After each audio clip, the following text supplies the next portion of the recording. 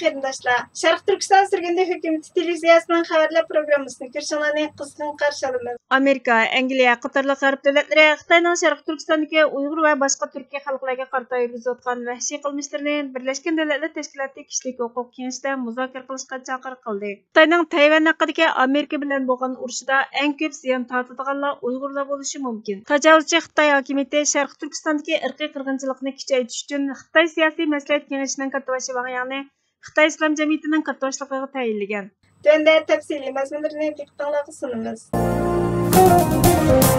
Amerika, Angliya va boshqa davlatlar Xitoyning Sharq Turkistondagi Uyg'ur va boshqa Turkiy xalqlarga qarata yurgizayotgan vahshiy qilmishlarini Birlashgan Davlatlar Tashkiloti Kishilik huquq kengashida muzokara qilishga chaqiriq qildi. Reuters agentligining 26 sentabrdagi xabariga qaraganda, bilingan Jeneva kengashidan o'tinish uchun ko'p sonli bilet tashlashni talab qiladigan bexatarlik kengashining kuchlik asosi bo'lgan Xitoyning dafsanchilik qilmishi Birlashgan Davlatlar Tashkiloti Kishilik huquq organining 16 yillik tarixida tunji qitim kun tartibga keladi. Birlashgan Davlatlar Tashkilotining oldingi oydagi Sharq Turkiston dokladidan keyin kengash yig'inida bir qator keskin diplomatik muzokaralar davomlashmoqda. Angliyaning bosh elchisi Simon Manley dushanba kuni Birlashgan Davlatlar Tashkiloti organiga biz bundaq og'ir va sistemlik kishilik huquq dafsanchiligini nazardan saqit qila olmaymiz. Kengash sukut qilmasligi kerak dedi. Xitoy Jenevaga hukumat vakillari umiga avatib, agar uningga qarshi harakat qilinsa, qarshi turishga tayyor ekanligini aytdi. Xitoyning Jenevadagi diplomatik umikining bayonotchisi bu to'g'riliq hech qanday baho bermadi. Diplomatlarning aytishicha, Reuters agentligi tomonidan tekshirilgan atalmish qaror loyihasi hozirgacha Amerika, Angliya, Kanada, Shvetsiya, Daniya, Islandiya va Norvegiyaning qo'llashiga erishgan. Kengashning 2 oyda boshlanadigan kelar qitimliq yig'inida munozara talab qilinadi. 47 a'zosi bo'lgan kengash Xitoy bilan manfaat munosabati sababli qaror loyihasini qo'llashda ikkiga bo'lindi.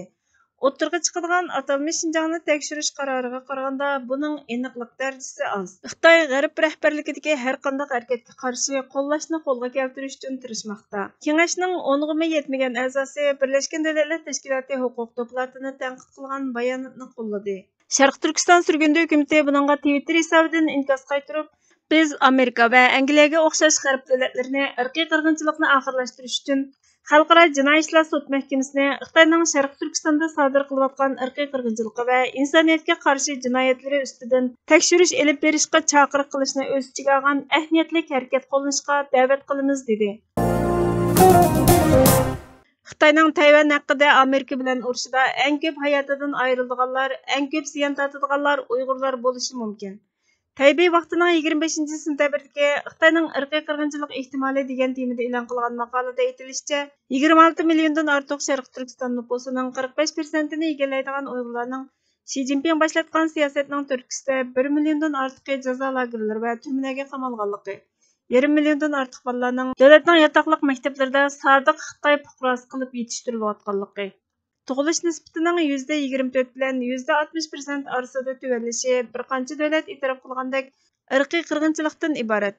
Kamplardagi yillik o'lim nisbatining 5 bilan 10% orasida bo'lishi Uyg'ur nufusining 44%ni egallaydigan Xitoy ko'chmanlarining nufusining ortib ketishiga yo'l ochadi. Davlatlar urush jarayonida kollektiv qatlam olib berish uchun jamiyatni bexatarlashtirish va harbiylashtirish taktikasidan davomli foydalanadi. Xitoy atalmish Shinjongdagi Uyg'ur va boshqa turkiy millatlarning nufusini mangulik azaytish uchun Tayvan urushini fursatga aylantirishi mumkin.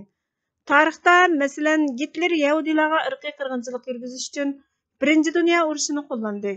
Xorvatlar 100 minglarcha serblarni nishonladi. Dartmouth universiteti professor Benjamin Valentino irqiy qirg'inchilikni o'z ichiga olgan bu xil voqealarni hukumat va ularning majburlash organlarining kontrolini qo'lga olgan kichik ideologiyalik guruhlarning sodir qilganligini aytdi. Bu tür guruhlar kollektiv qatlamni mundaq uch ahvolda qo'llanishi mumkin. Biri kommunistik sotsial bir injenerlik turining bir partiyasi sifatida, yana biri isyon bostirish terrori sifatida biror osonlik deb atalgan guruhni surgun qilmaganda irqiy qirg'inchilik yurgizish. Gerçi Xitoylarning Uyg'urlarni kamsitganligi to'g'risida mohiyatlik faktlar bo'lsa-mu, ammo Xitoylarning Uyg'urlarga qarata o'chmanligini saqlaganligiga oid hech qanday fakt yo'q.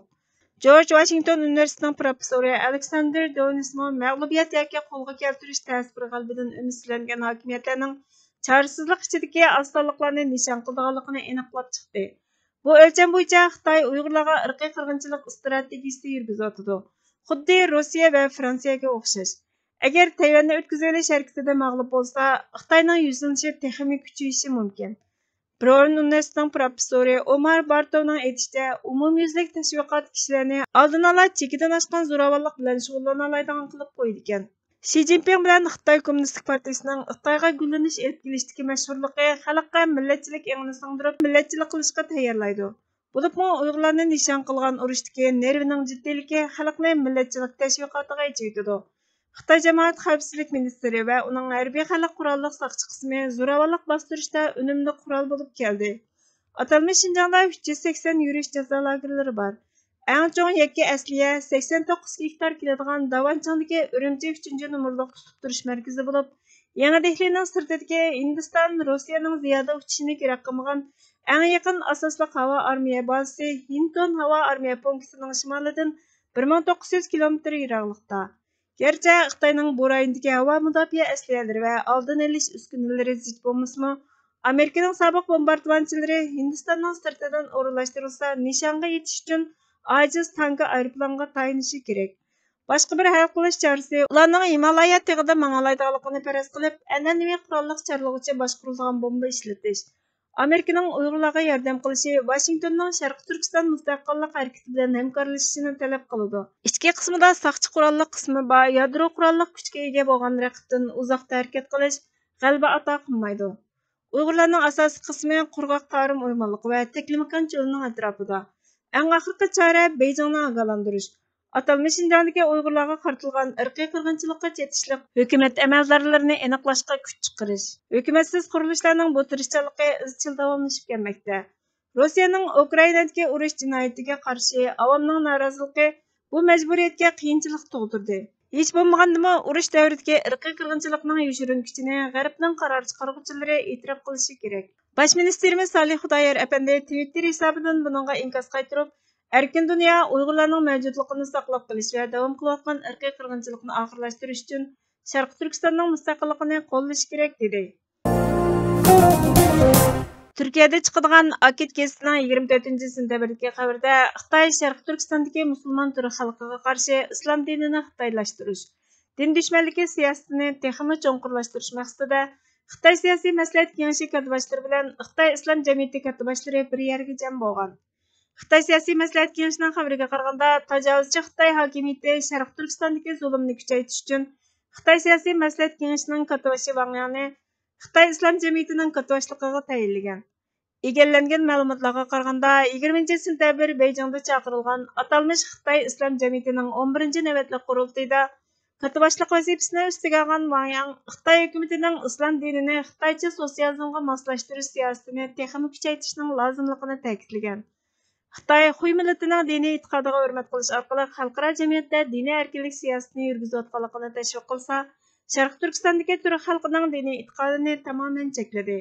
Bularning hammasi Xitoyning 13-5 yillik plan mezgilida qaror qilingan va 2018-yildan 2022-yilgacha bo'lgan aralıqda yo'lga qo'yilgan islomni sotsializmga moslashtirish harakati bo'lib, Sharq Turkistondagi Uyg'ur va boshqa turkiy xalqlarni yo'qotishni maqsad qilgan plandan iborat.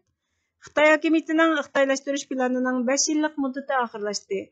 Atalmish Xitoy islom jamiyatining 11-chi qitimliq yig'inida yig'indan tayinlangan kommunist katiboshlari o'zlarining Xitoyning dinga qarshi razil planini davomli cho'nqur ijro qilganligini ochiq jakarladi deyildi. Xitoy Sharq Turkistonni ishg'ol qilgandan beri 5 yillik planlarni davomli tuzib keldi. Har qitimqi 5 yillik plani Sharq Turkistonni texmi mustamlika qilish, Sharq Turkistondagi turk xalqlarini texmi assimilyatsiya qilish uchun tuzildi va yo'lga qo'yildi. Xitoyning 5 yillik planlari hamon bir kuni cho'qim mag'lub bo'ladi.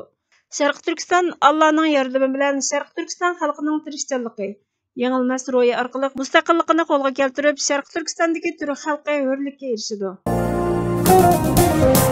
Qirimasman kurashning keskin chig'ida, shirin yulduz bo'lib yanar oldimda, o'lim past qilish kurashning davomliq tig'ida.